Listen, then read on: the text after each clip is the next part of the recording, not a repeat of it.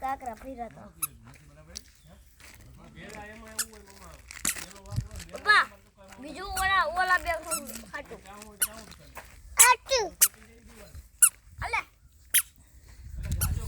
અછું કુકુન બોલે તો કુકુન બોલે તું કે તો જો એ બાજુ બેસી જા તું બાજુ બેસી જા જો કે તો તું ક્યાં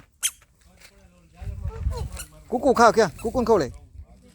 પપ્પા ધૂળ ખવડાવે ધૂળ નો ખવડાવે